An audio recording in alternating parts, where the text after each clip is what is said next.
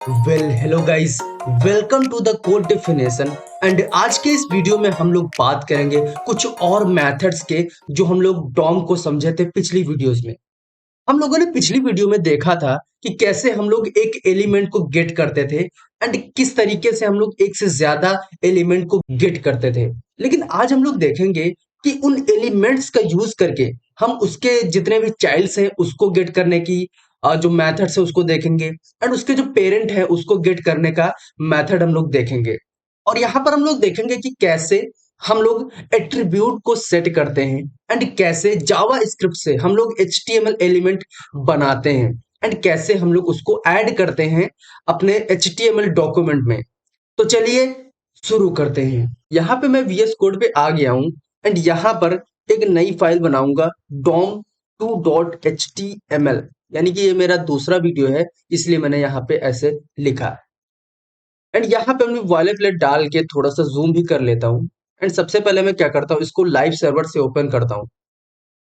तो यहाँ पर हमारा लाइव सर्वर ओपन हो चुका है एंड यहाँ पर हम लोग देखेंगे अपने कंसोल पे जो हम लोग वहां पे कोडिंग करेंगे।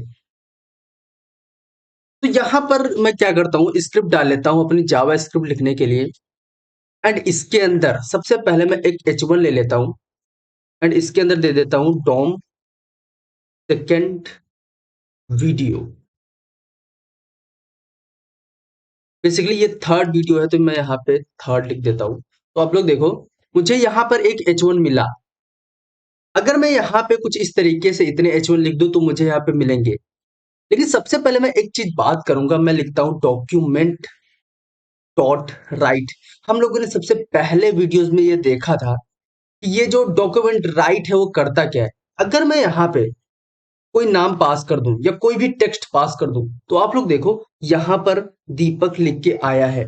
यानी कि ये जो डॉक्यूमेंट डॉट राइट है वो हमारे डॉक्यूमेंट पे कुछ लिखता है जो भी हम लोग इसके आर्गुमेंट में पास करते हैं। जैसे यहाँ पर मैंने दीपक लिखा तो वहां पे दीपक प्रिंट हो गया।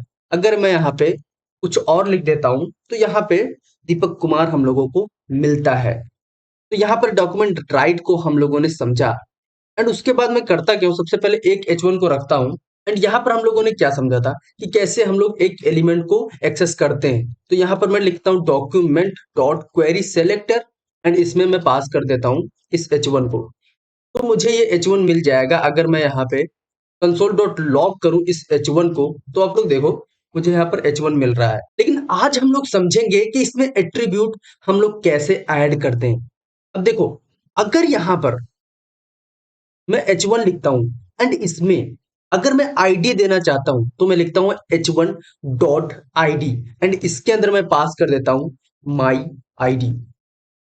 तो यहां पे देखो हम लोगों को कुछ नहीं मिलेगा। लेकिन अगर मैं एलिमेंट्स में जाऊं, ठीक है, एलिमेंट्स बेसिकली क्या होता है कि जितना कुछ यहाँ पे दिखता है हम लोगों को इस डॉक्यूमेंट पे वो सारा का सारा यहाँ पे रखा होता है।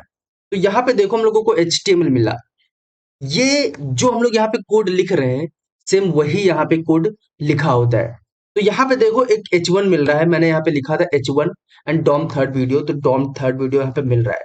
लेकिन अगर मैं इसको ना लिखूं तो आप लोग देखो मेरे पास एक H1 आया, जैसे यहाँ पर लिखा है H1 and DOM third video. लेकिन यहाँ पर अगर मैं इस आईडी को लिखता हूँ यानी H1 डॉट आईडी एंड उसके अंदर कोई आईडी पास करता हूँ तो आप लोग देखो यहाँ पर डॉम थर्ड वीडियो जो हम लोगों ने लिखा था H1 उसमें एक आईडी ऐड हो गई है।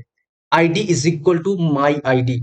अगर मैं यहाँ पे माई आईडी को चेंज करके मैं लिख देता हूँ H1, तो आप लोग देखो यहाँ पे हम लोगों को H1 मिल रहा है।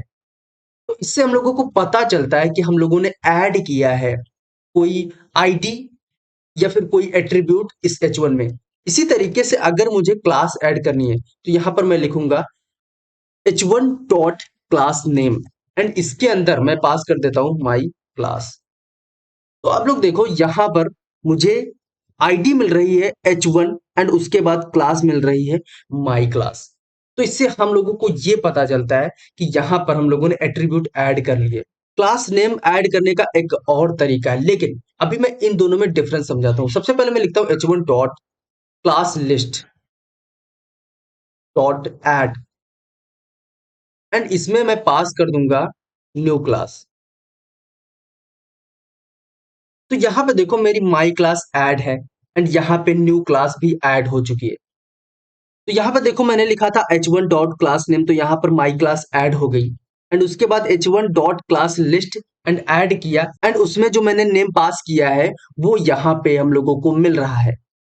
तो यहाँ पर इन दोनों में डिफरेंस क्या है मैं ये समझाता हूँ। देखो अभी मैं इसको करता हूँ कमेंट एंड इसमें मैं कोई क्लास ऐड कर देता हूँ h1। h1 तो आईडी हम लोगों ने दे दी है, new one and new two. अगर मैं इसको करता हूं अभी के लिए कमेंट दोनों को, तो यहाँ पे देखो मुझे एक क्लास मिल रही है new one and new to.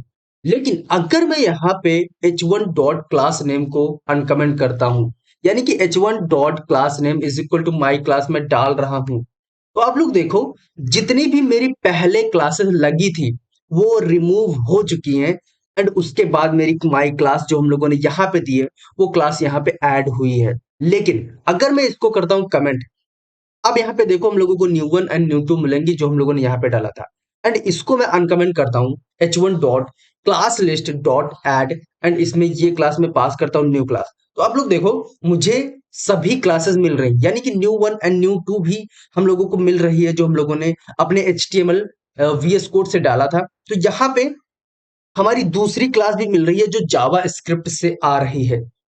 यहाँ पर इन दोनों में ये डिफरेंस है कि h1 डॉट क्लास नेम सारी की सारी जितने भी क्लासेस हैं उसको रिमूव करके जो हम लोग इसमें देते हैं वो क्लास यहाँ पे ऐड कर देता है। यहाँ पर ऐड क्या करता है, क्लास लिस्ट डॉट ऐड क्या करता है, हमारी जितनी भी क्लासेस हैं वो लगी रहने देता है एंड उसके बाद एक नई क्लास ऐड कर देता है। हम लोग यहाँ पे मल्टीपल क्लासेस ऐड कर सकते हैं। अब जैसे मैं यहाँ पे देता हूँ कॉमा एंड इसके बाद इसमें लिखता हूँ सेकेंड सेकेंड क्लास। तो आप लोग देखो यहाँ पर माई क्लास ऐड है जो यहाँ पे ऐड की एंड उसके बाद न्यू क्लास एंड उसके बाद सेकंड क्लास हमारी ऐड है जो यहाँ पर हम लोगों ने दी है। एंड इस तरीके से हम लोग यहाँ पे क्लासेस ऐड कर सकते हैं एंड इससे हम लोग सारी की सारी रिमूव करके एंड दूसरी क्लास जो ऐड करनी है उसको ऐड कर सकते हैं। तो यहाँ पर इन तीनों को मैं करता हूँ कमेंट एंड उसके बाद हम लोग क्या करेंगे h1 डॉट स्टाइल। स्टाइल भी एक तरीके का हमारा एट्रीब्यूट होता है। अगर मैं यहाँ पे स्टाइल लिख दूं तो ये एक एट्रीब्यूट होता है। अगर इसके अंदर मैं कोई प्रॉपर्टी दे देता हूँ कलर एंड रेड, तो आप लोग देखो मेरा जो h1 है उसका कलर चेंज हो गया है एंड ये हम लोग अपने CSS की वीडियो में समझ चुके हैं। अगर आप लोगों ने नहीं देखी है तो आप लोग मेरे चैनल पे जाके एक्सेस कर सकते हो या फिर इस वीडियो के डिस्क्रिप्शन में मैं लिंक दे दूंगा उस प्लेलिस्ट का एंड आप लोग देख सकते हो। तो यहाँ पर स्टाइल एक एट्रीब्यूट है, ठीक है। अगर मुझे यहाँ पर इसको चेंज करना है h1 डॉट स्टाइल एंड इसके अंदर हमारा आता है कलर, उससे पहले मैं आप लोगों को यहाँ पे दिखाता हूँ। देखो मैं कंसोल डॉट लॉग करता हूँ एंड इसके अंदर मैं लिखता हूँ h1 डॉट स्टाइल एंड इसको कराता हूँ प्रिंट। तो आप लोग देखो मुझे एक CSS स्टाइल डिक्लेरेशन मिला एंड इसके अंदर क्या है, यहाँ पे देखो हम लोगों को कलर मिल रहा है 0th इंडेक्स पे एंड उसके बाद जितने भी चीजें पड़ी हैं वो ब्लैंक है। यानी कि इसके अंदर हमको सब कुछ मिलता है जो CSS में हम लोग यूज करते हैं। तो इसके अंदर जो प्रॉपर्टीज मिलती हैं वो होती हैं जावा स्क्रिप्ट की एंड उसको हम लोग जावा स्क्रिप्ट में यूज करते हैं। अब देखो अगर मुझे कलर ऐड करना है तो यहाँ पर हम लोग इसमें देखेंगे तो यहाँ पर हम लोगों को कलर मिल जाएगा। अगर मैं नीचे जाऊं थोड़ा सा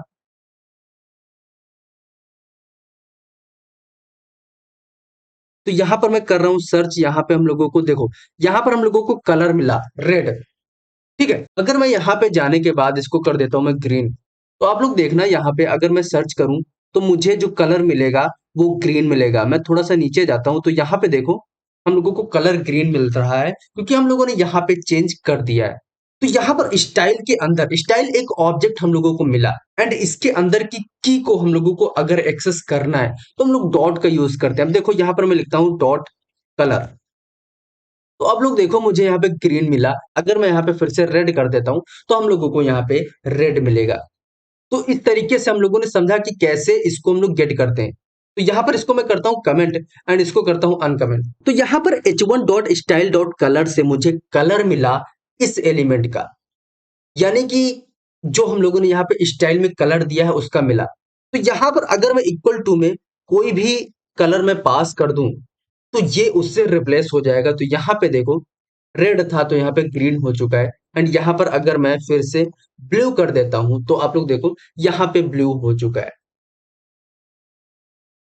तो इस तरीके से हम लोग स्टाइल को लिखते हैं। अगर मैं यहाँ पे स्टाइल ना लगाऊं तब भी यहाँ से हम लोग इसको एक्सेस कर सकते हैं, जिससे देखो यहाँ पे हम लोगों को ब्लू मिल रहा है। अगर मैं यहाँ पे फिर से रेड कर दूं तो आप लोगों को ये जो डॉम है या फिर जो H1 एलिमेंट है वो हम लोगों को रेड मिल रहा है। तो यहाँ पर हम लोग समझ चुके हैं कि कैसे हम लोग एलिमेंट में स्टाइल एट्रीब्यूट लगाते हैं एंड उसकी जो प्रॉपर्टीज होती हैं उसको लिखते हैं एंड उसके अंदर वैल्यू हम लोग कैसे सेट करते हैं। अभी हम लोग थोड़ा सा ओवरव्यू ले रहे हैं कि कैसे हम लोग इसमें एट्रीब्यूट सेट करते हैं एंड एट्रीब्यूट को हम लोग गेट करते हैं। एंड उसके बाद हम लोग आगे जाके चीजें समझेंगे तो उसमें हम लोग डॉम मैनिपुलेशन करेंगे एंड हम लोग अच्छे से देखेंगे, सीएसएस भी लगाएंगे एंड क्लासेस भी ऐड करेंगे एंड जो कंटेंट है उसको भी हम लोग ऐड करके देखेंगे। तो यहाँ पर हम लोगों ने एट्रीब्यूट से रिलेटेड वीडियो देखी है। आगे आने वाली वीडियोस में हम लोग बात करेंगे कि कैसे हम लोग एलिमेंट क्रिएट करते हैं एंड कैसे हम लोग एलिमेंट ऐड करते हैं। तो आज के लिए बस इतना ही। मिलते हैं हम लोग किसी अगली वीडियो में। तब तक के लिए bye bye and thanks for watching this video.